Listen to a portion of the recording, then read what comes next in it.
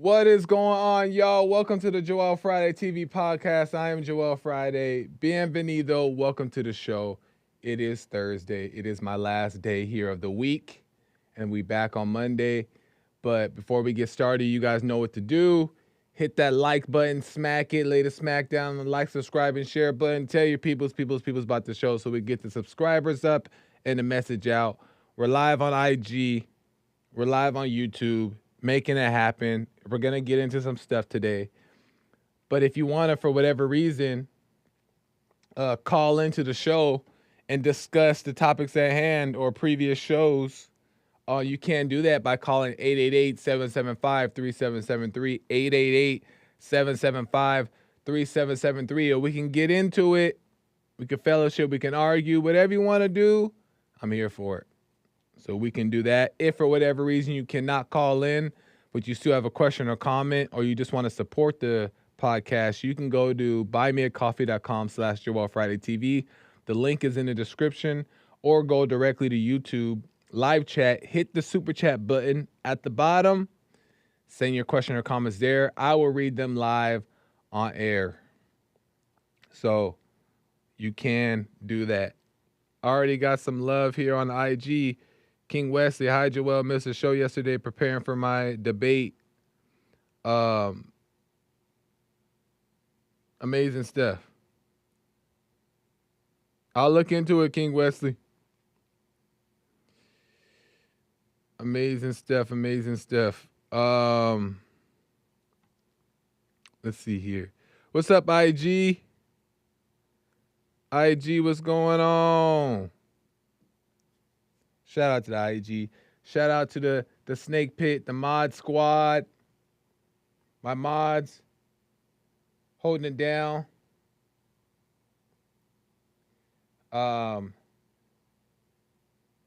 Snake Pit. Amazing stuff. Guys, we're getting into it today. We got stuff to talk about today. We got stuff to say.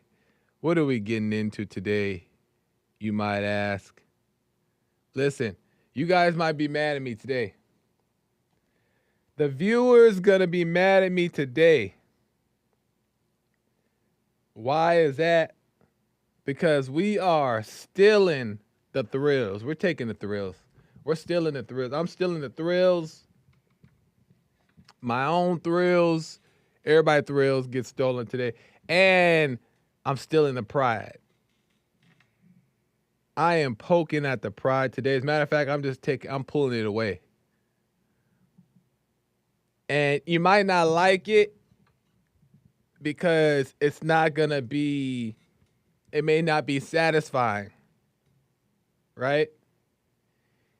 It may not be fun or get you going. You know what I mean? But it's necessary and it's the truth, in my opinion, how I see it, right? And I could be wrong. Which is kind of like the preface of what I'm talking about today. And as you guys see by the title, blind and can't see. Well, what does that mean? What does that mean, blind and can't see? Well, one thing I'm starting to realize is that there's times where I've been wrong about things when I thought I was right.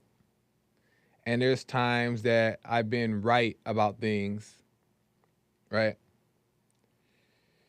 And I realize that goes across the board for all people. Some people are wrong about things and some people are right about things. But when I take it a little bit further, I begin to realize that all people, all A-L-L, all people are blind and can't see, right? All people are blind and can't see. And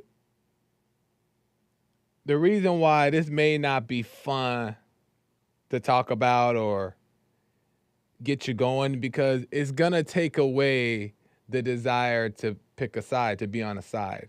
Because where is there a side when everybody's blind and can't see? Every single person is blind and can't see. And I'm gonna tell you why, right? It's because we think that we know. That's why we're blind and can't see. We think that we know. And only because we're convinced by our opinion about something, right? And this is where the setup comes in.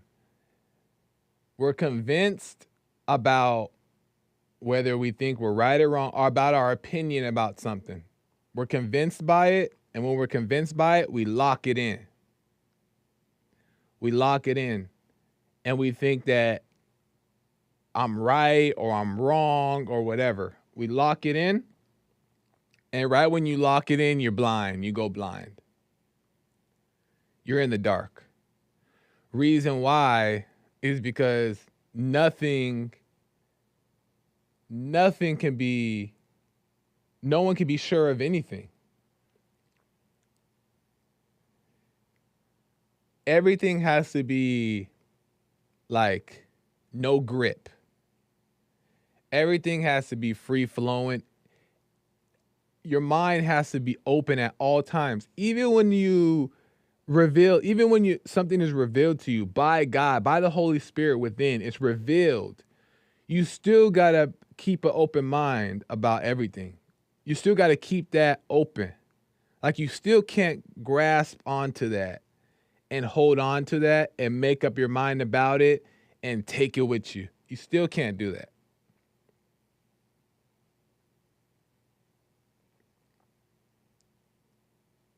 You know what I mean? Because you think you're convincing yourself of something to be true or false.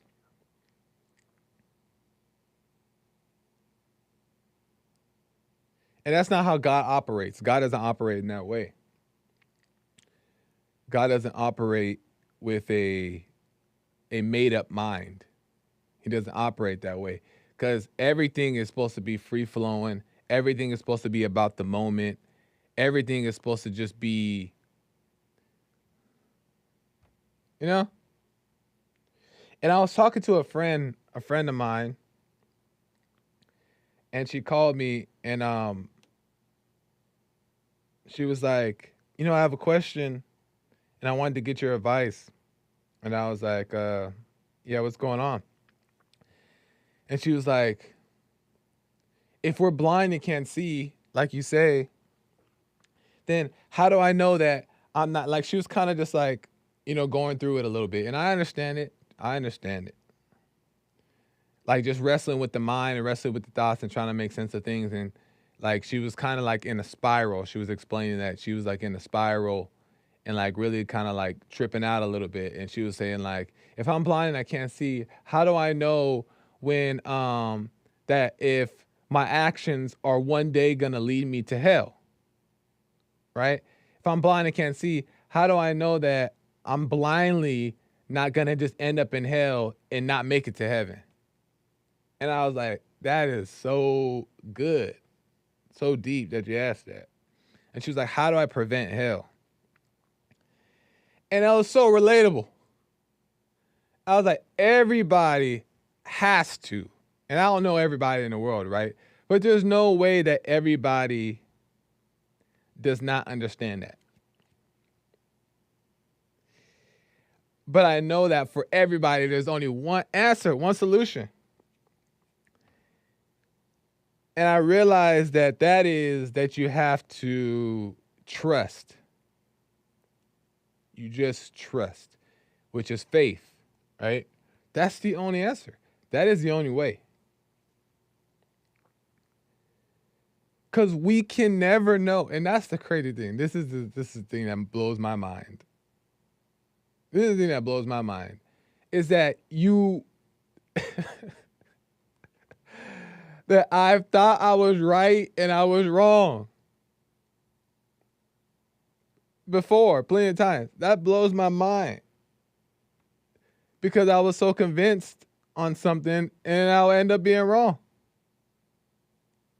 That blows my mind. So then if that's the case, then how do we know that anything's right or anything's wrong?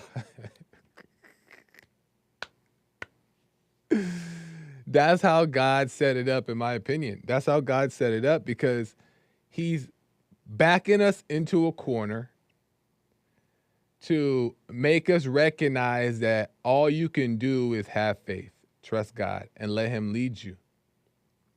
You have to trust, or else you're going to go insane trying to figure out how to be of God, how to walk the straight line, how to be this, how to be that. You're going to go crazy. And you're also constantly going to be in your mind and in your thoughts and entertaining your thoughts, because we think that we can figure it out. Right? Or we think that in our minds, in our thoughts, is how we get the answer, when that's actually in opposition to faith. Faith is the absence of all thought and full trust. You know what I'm saying? We don't know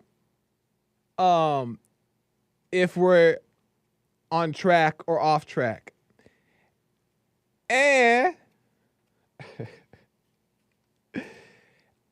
there is no off track, because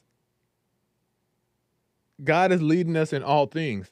God is even with the people. Well, then I can't even say the people. See, I even have to watch my words.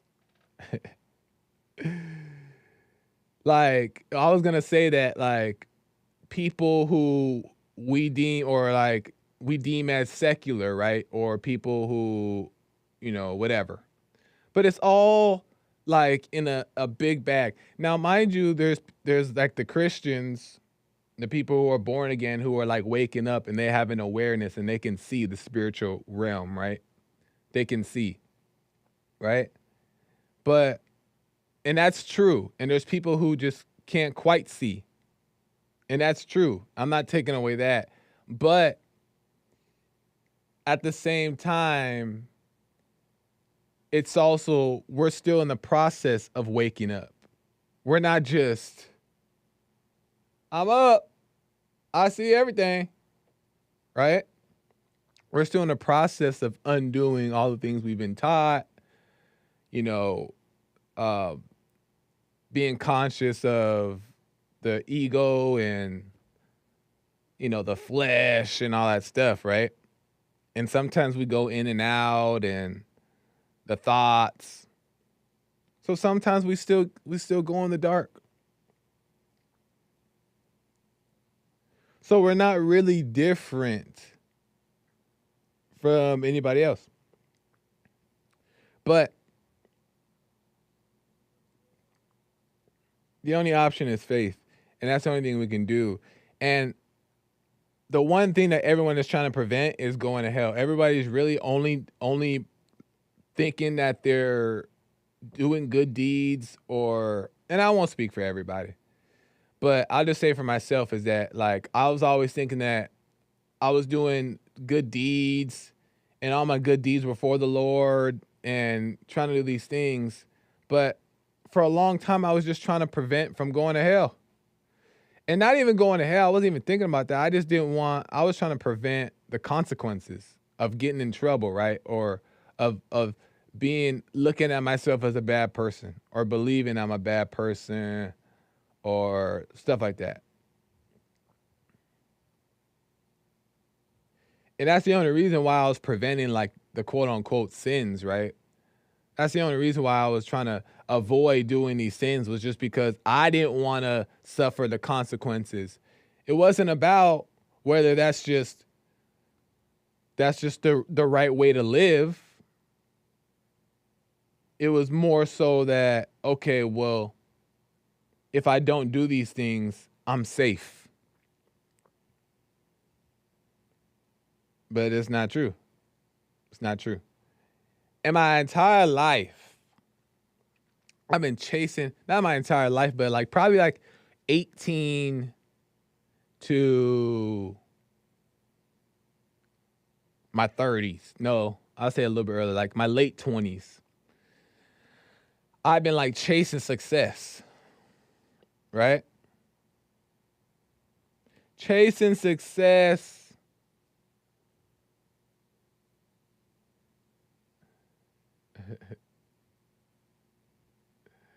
Chasing success. Zenny says all things work together for the good of those who love God. 100%. Exactly. Exactly. Which I'm gonna make that point in a second. But Matthew says, Joel, don't make Jesse come in there. don't trigger him.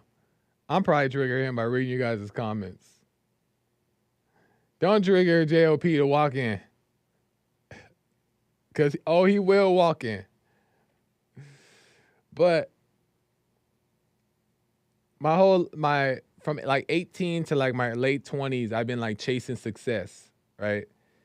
Chasing success, trying to make money, trying to make something out of myself, try to be successful, try to chase my dreams, try to reach these goals, try to make this money, like chasing these things. And what I started to realize is that what I was really afraid of was laziness. I was afraid of being lazy, especially when I would get in relationships. Because then I started understanding like manhood and like provider and a husband, a father, and all these things. So I was really started chasing this. And when I didn't work, or when I wasn't like putting that hard hustle work in, I was thinking that I was being lazy. I'm like, man, I had a fear of laziness. So my drive was just based off of the energy of fear of being lazy. And I felt that what it came down to is I felt that if I wasn't working, if I just let go, that I was going to miss an opportunity. I was going to miss opportunities of becoming successful, of making money, of chasing my dream, right? I felt like I was going to miss out. I have FOMO, fear of missing out. So, but it wasn't getting me nowhere. It wasn't getting me nowhere. Meaning like I felt exactly the same. And I was working hours on hours on hours, and it's not bad to work. It's good to work hard, right? But not get lost up in it, not identify with work. And then the best thing that ever happened to me, one of the best things, is realizing that none of it matters and you just got to let go. And that's what I was trying to explain to my friend. I was just trying to explain to her, just like, we got to just let go of all of it. And us trying to figure out ways to make it work is jumping in the driver's seat and telling God, get in the back. Get in the back, God. Let me drive. You know what I'm saying? And that's not how God wants us to live. You got to let go. Even if you succumb to laziness, right? Even if you succumb to laziness, which, could happen. But God's going to then show you that, look, okay, you went too far that way. Come back over here. He's not going to let you get swallowed up by Satan. Why is he not going to let you? Because your faith is in him.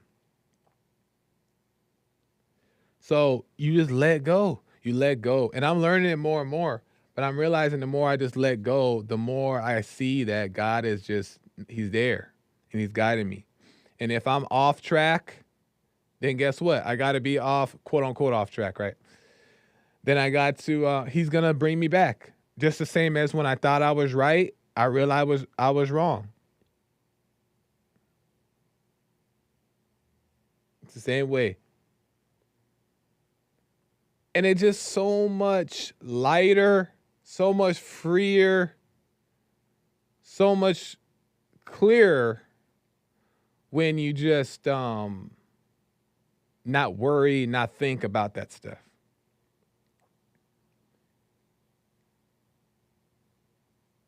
And that's where it's at to me. That's where it's at to me. And it's just closer and closer to uh peace. I just got a text. What is your shoe size? My friend doesn't know that I'm on air right now. Hey man, what's your shoe size?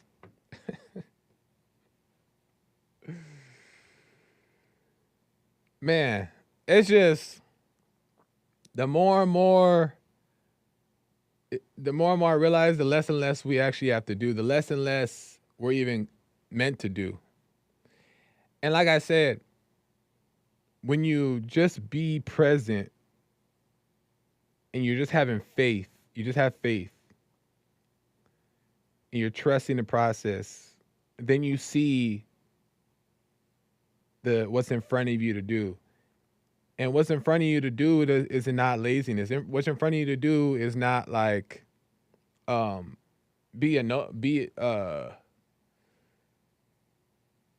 in bed all day, right? Quit your job and quit. That's not what that means. If you're being led in the moment, you see what's in front of you to do, and you see how long you need to work. You see how hard you need to work. And this whole idea of like working so hard, I question that now. I really question that now, because work is not supposed to be stressful either. Yeah, you may work to the sweat of your brow, like they say, right? Like, you break a little sweat, like, metaphorically, right? Like, I don't think there's nothing wrong with that. And you like, you're moving. But that type of stress should be on the outside only, if I'm making sense. Like, you shouldn't be feeling that internal, like, I gotta really put this work in. I gotta get this. I gotta put this, like, it shouldn't be that serious or that important. You should be able to do it you should be able to work hard, but in a light way. To where you're working hard, you're putting work in, but it's like, it's smooth. And there's clarity. It's not like all in the mind and like unconscious and like, you know what I mean?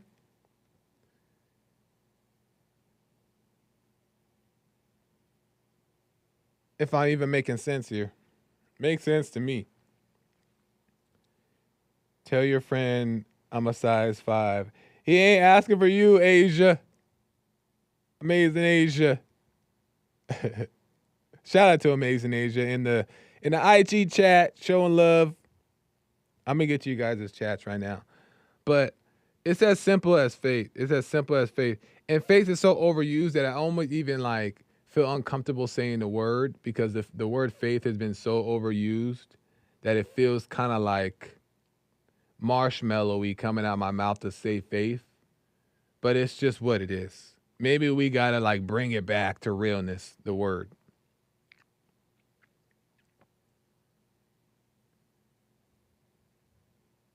You know what I mean? That's literally all there is you can do, because we're human beings who can't see. No love for the YouTube snake pit, Amazing Asia. Hey, don't steal Amazing Asia away from IG. I need some friends on IG. Hey, trying to bring them all over to the YouTube chat. Even though the snake pit is a special place, it's way too toxic over there. I'm staying. If the snake pit, you guys need a break from the snake pit, come to the IG chat. It's real chill. Everybody's positive over here. Everybody's happy. Snake pit, everybody's out to get you. You need a little break, come to the IG chat.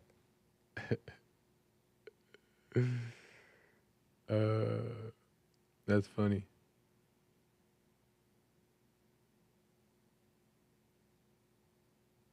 Am I making sense though?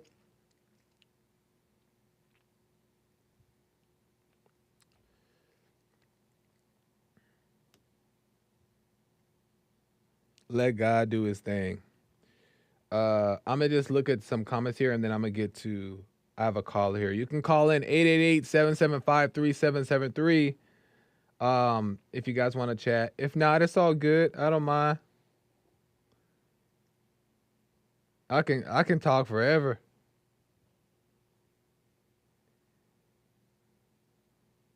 It may turn into a ramble, but I can give you some words. Joel with huge feet.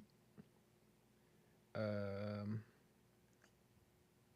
US 10 is Hake's typical favorite size. Zenny had said something that I wanted to comment on, but I already forgot. Oh, all things work out for a guy. My last thing, guy. Bear with me. My last thing, and then I'm gonna get to some calls. All things work out for the good, right? 100%, 110%.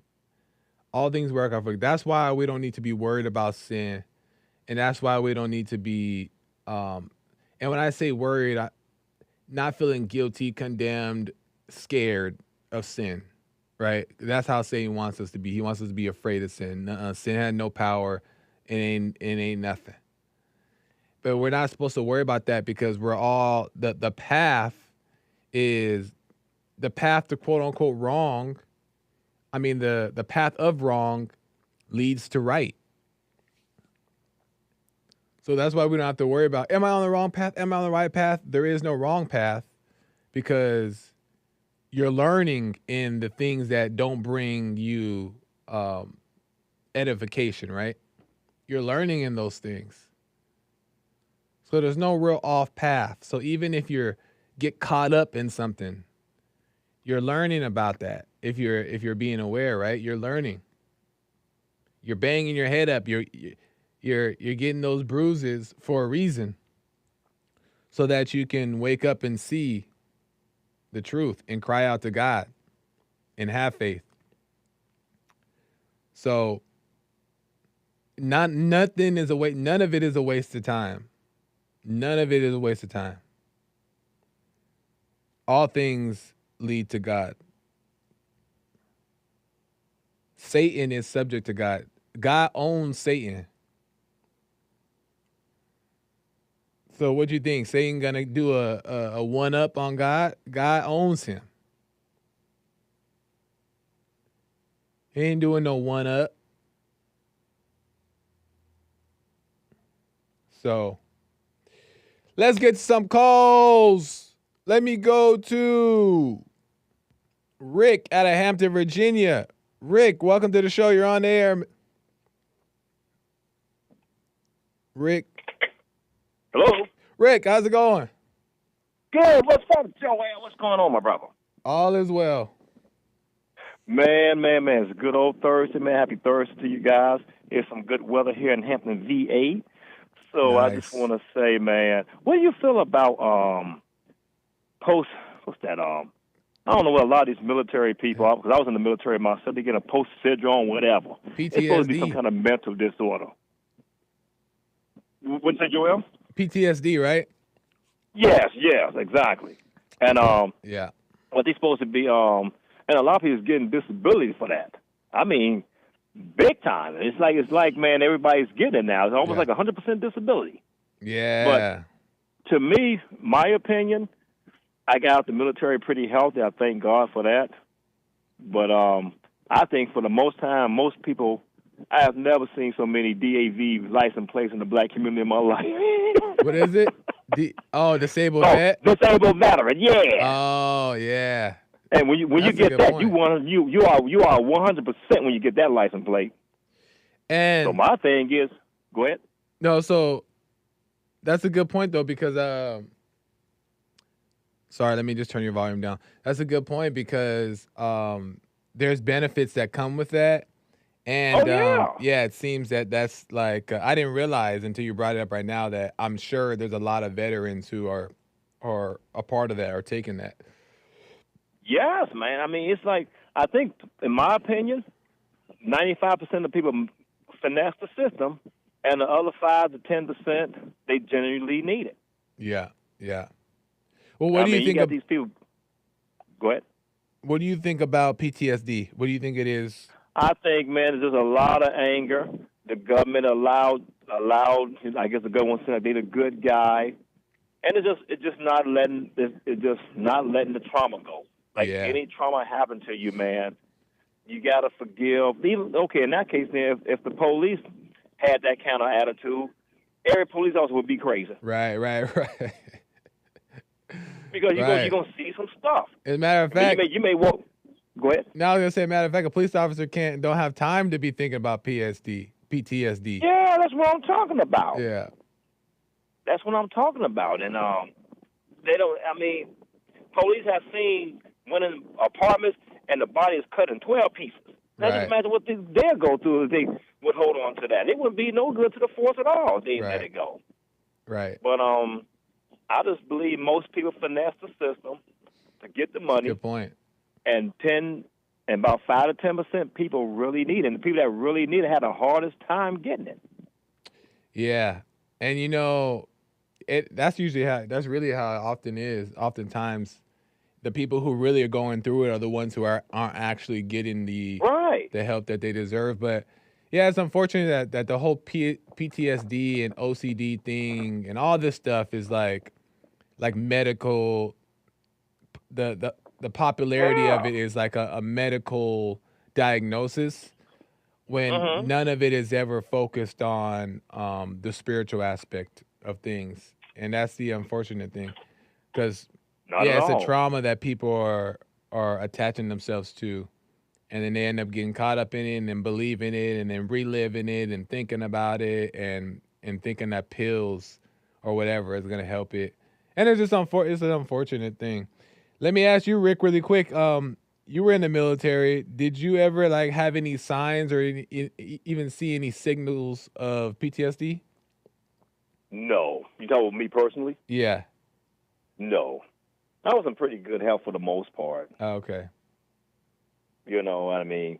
Now, don't get me wrong. If I got hurt, I would, go get seen about it, But that for the most part, man, I tried, I was careful how I lift stuff, try to lift stuff properly, get help if I need it. Because can't make no money hurt, man. But I'm saying PTSD. Did you ever have that? Oh, no. No, not at all. Not even Okay. close. And how did you avoid it when you were in the military? You know what? Just, only thing I did was just, whatever happened, it happened. Move on. I didn't dwell on it. Right. That's the only way you can do it, because most people dwell on it. Oh, I saw somebody get their head blown away. Yeah. Hey, it may not be the first one, may not be the last one. What are you going to do when it happens again? Right. You got to know what to deal with it. I wonder if it also, and this is just me wondering, I could be wrong, but I wonder if it also has anything to do with people unsure of the reason why they're there in the first place and unsure of the action they had to take. So say if somebody had to be killed, them doubting them actually having to do their job or them looking at themselves a bad person for doing that job, and kind of that back and forth of that, if that plays a part at all. What do you think? Yeah, they noticed, but Joey, just me personally, I think the government just gave away, for some of these veterans, the Sunday the good, like they care for their veterans, so they put some kind of claim in on what they can claim. You see what I mean? Right. Just for the government to look back, but as they shooting themselves in the foot, because so many people claiming that, man. I'm telling you, like I said before, I have never seen so many DAV license plates in the black community in my life. What a mess. It's like everybody's disabled. Yeah. And I'm like, and my thing is, if you 100% disabled, that means you can't do anything. So how you working? Right. And you supposed to be 100, and then you ask people like, hey, what's wrong with you? The injury is so vague that they don't even know what's wrong with them. Bleeding the system, taking advantage of, and I hear that all the time exactly. too. I hear that all the time too. People just finding ways to bleed the system. And I get into arguments with a lot of veterans. Man, I mean, someone said, look, most of y'all came in here with injuries y'all was born with and just getting paid for it. Yeah, yeah, that's an I mean, interesting people point. get disability for flat feet, cholesterol. I'm Wow, serious. flat feet. I mean, What the? hey, what the? Look, you born with flat feet, so how can you get a disability for flat feet? I don't understand that. What a mess, man. Yeah, Rick, it's a mess, and I'm not surprised that the veterans. I didn't even realize that was a thing that the veterans are taking advantage of the system, but I'm not Yeah, surprised because across the board in all things, people tend to just try to do what they can to get around the system, but they think that it's a win, but it's really a loss for them it's a loss. spiritually because they're not letting that nature within develop and to overcome. Exactly. Yeah, Well, good point, Joel. Because like when you fake an injury, you playing with the spirit round. You can right, get sick for real. right. And I'm Exactly. like this. I bet you, man, if God came down here and asked some of these veterans, look, I can make you whole, 100% whole, and you just as healthy if you give us that disability check. They're ready to hold on to the disability check, then get healed and be whole. Unfortunately, it's And that's crazy. sad. It's crazy, Rick, but I appreciate it. I got to get some other calls. I only got a little bit of time Okay, here. Joel, love you, brother, man. I'll see you Monday and the church service Sunday. Y'all be blessed, man. Have a great weekend. Thank you, Rick. See you soon, man. Bye. Love y'all. Be blessed. Bye-bye. Well, I guess I can't see him. What the? Talk to him soon. Let me go to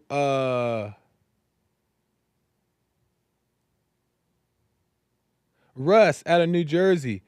Russ, welcome to the show. You're on the air. Hi, Joel. How you doing? All is well. How are you, Russ? Pretty good. I I, was listening to you today on your show there. You were talking about, trying to get closer to the Lord and or the Creator or whatever you want to call yeah, your inner soul. yeah. And I was thinking about like back in the day when I was born in the '60s, Okay. and I guess I'm a little bit a little bit younger than Jesse, but I relate with him a lot more because when we grew up in our home, you learned all the jobs in the home. You did what you had to do to make sure the family was able to move on. We didn't have all the distractions like the people today. Yeah. I mean, look, you see little kids already playing with phones and everything. They're so distracted today, and I think that's part of the problem. Yeah, that's a good point. And to keep the money going up, they got to keep coming up with all these distractions to keep your mind off of what you really need to do, so that they can keep that people entertained. Yeah. And that's kind You of know the what I'm saying? that's kind of the whole thing is like everybody's so busy with all these different things that we have in front of us now, so many different forms of entertainment or apps or whatever the case is that it keeps you busy, but it also still falls on the people that not taking the time to find that quietness. But yeah, it's a mess. It's definitely back then I'm sure you had no option than to be bored sometimes. Am I We right? were never bored though.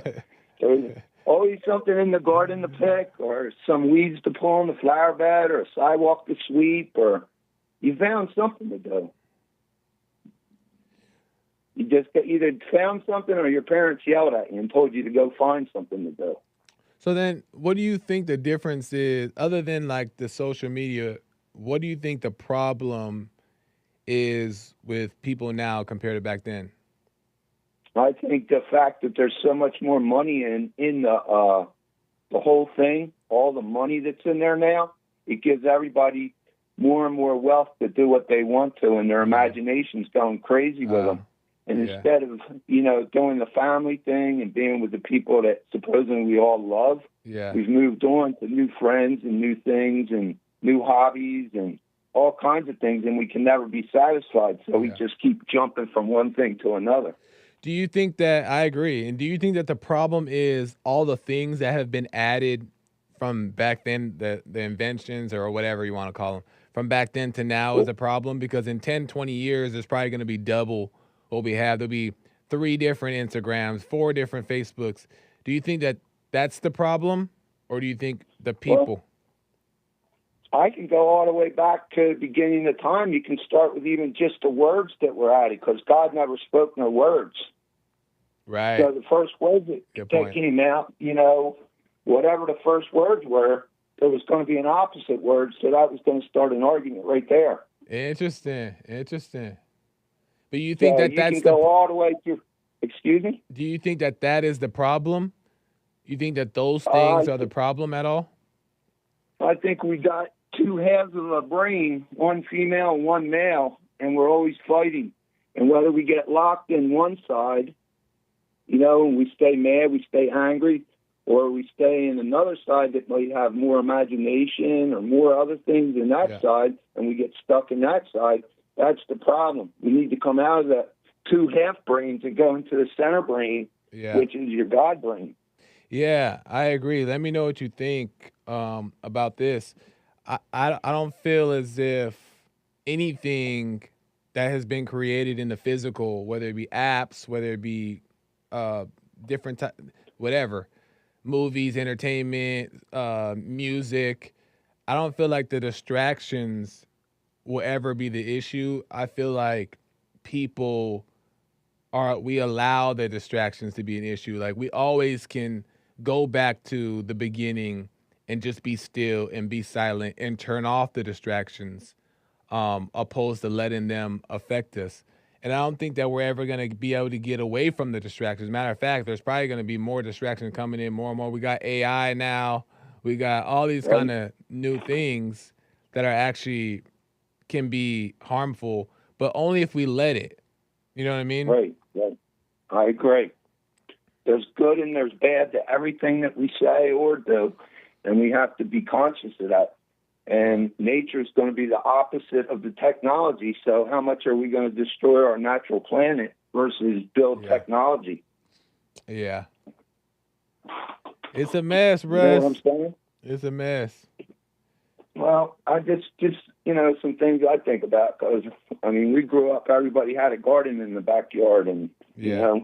they go out there and get their own vegetables. And now you get stuff wrapped in plastic. You don't know where the hell it came from. Oh, that's funny because in LA we don't have too many trees and stuff like that. I guess at one point there used to be palm trees and it used to be like a beautiful some areas it's kind of decent, but for the most part in LA everything is real concrete, apartments everywhere, businesses, structures. There's not a lot of trees. And I was passing by a funeral home, and I was talking to my friend on the phone. And as I'm passing by, I'm like, "Wow, that's a beautiful view," because it was just like the funeral home and the graves, and there was the grass all around it. You know how it has like a big landscape.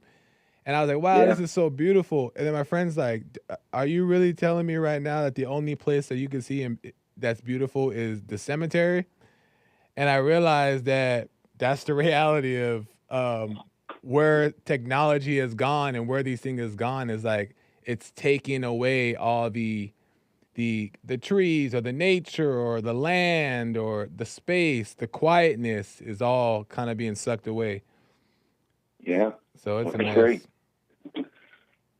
But I appreciate it, Russ. Any last words before I let you go? No, I guess everybody in the world is worried about the earth, I think, but I don't know what to do. I don't know, plant a tree, I guess. You should plant right. Plant a tree in your own backyard. Exactly. All Thank, right. thanks, Russ. Appreciate it. Thank you. All right. Yeah, it's a mess. Oh, I had Asia on the line. I was gonna get to her, but maybe she had to go. She had a little testimony that she wanted to talk about when it came to um letting go, but maybe she got busy. Um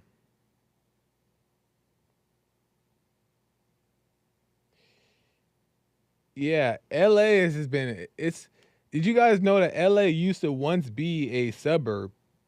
As a matter of fact, it actually used to be a rural area.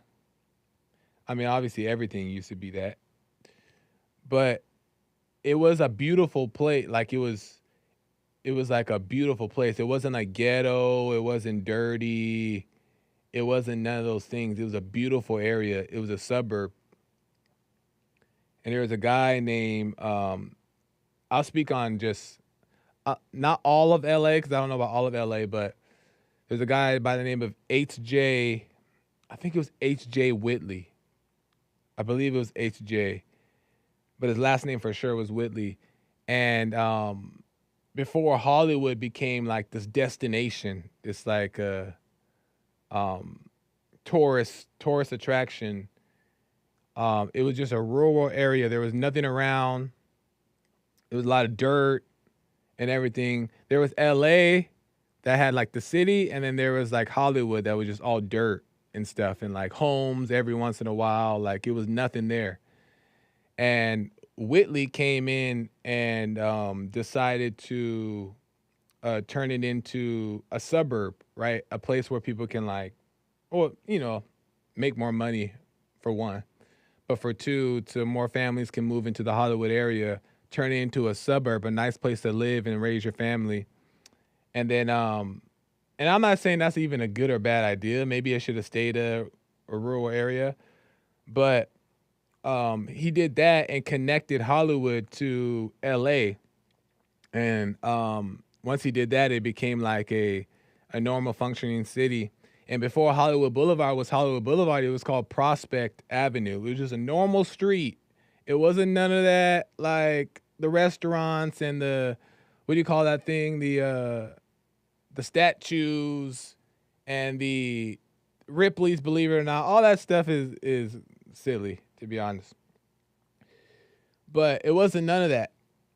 It was just a regular street.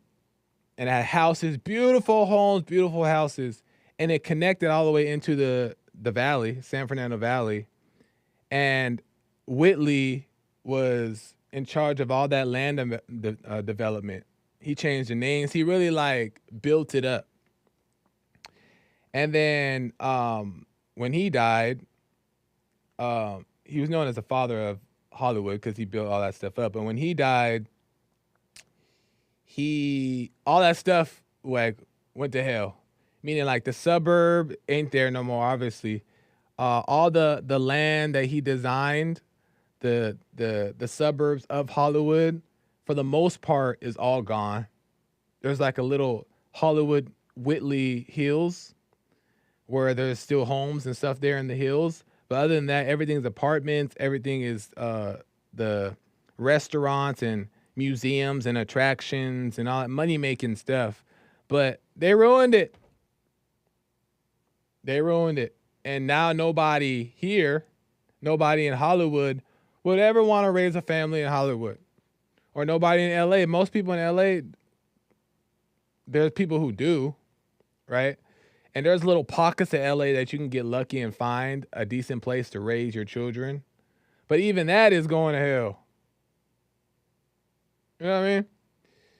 But it was a beautiful suburb, and I was looking this stuff up. And JLP talked about it sometimes too when he first came out to LA from Alabama when he was 18. And it was a beautiful area. And I was just thinking like, man, how did it come to this? No grass, no trees. They cut the trees down. They took the real grass out and put the fake grass. Built restaurants and apartments that they don't even clean and keep up. It's a mess. But people still come over from all over the world to come to Hollywood Boulevard and look at the stuff. And I still don't understand why. The stars on the floor all filled with dirt and mess. It's kind of gross. But people still come, and that's why Hollywood is not changing, because they're still making money from it. And every once in a while, they'll like spray the ground with water. And I asked the guy one time, I was like, what are you spraying the ground with? He's like, just water. I was like, no soap? No soap, just water. They can't even put no soap in that thing. And then not only that, and then I got to end. Not only that, the food And everything is overpriced, way overpriced in LA. Not just the cost of living, but the food and everything is overpriced. But the actual, how would you say, the actual quality of life and food is thumbs down. Thumbs down. I went to a donut shop the other day. You guys know I love donuts. Went to a donut shop the other day on Hollywood Boulevard. And I'm like, oh, this is a new donut shop. This got it. Let me go try this. Donuts were like the most expensive thing I ever seen. And I couldn't even finish my donut. It's rare I don't finish a donut, y'all. I didn't even finish the donut. It was so bad. And then I got a drink too. The drink was watery. And I paid like 15, 16 bucks. I was like, price is going up, quality of life is going down, and they're getting away with it. It's a mess. I don't know how I got to that point. I don't know how we ended up there. But I got to end. Kel Samogi with the super chat says, amazing. Appreciate it, Kel. Thank you, man. And Chris sends a fist bump. Appreciate it, Chris. It's a chicken doing a fist bump dance. Right on. Shout out to the Mod Squad. Kel and Chris holding it down in the chat and showing some love to the show. We appreciate it. I got to go, y'all. American Anchor Baby's coming in. Let go. Let go. Have faith. Trust God. Stop worrying. No fear. Stop being afraid of sin. Stop being afraid of going to hell. And just live life, be free, and be aware, be conscious, and learn and grow. American Anchor Baby coming in. Joel Friday TV across the board. I'll see you guys on Monday. The Fallen State coming up as well at 12 p.m. Pacific time. You don't want to miss it. All right, guys. I'll see you later. Bye.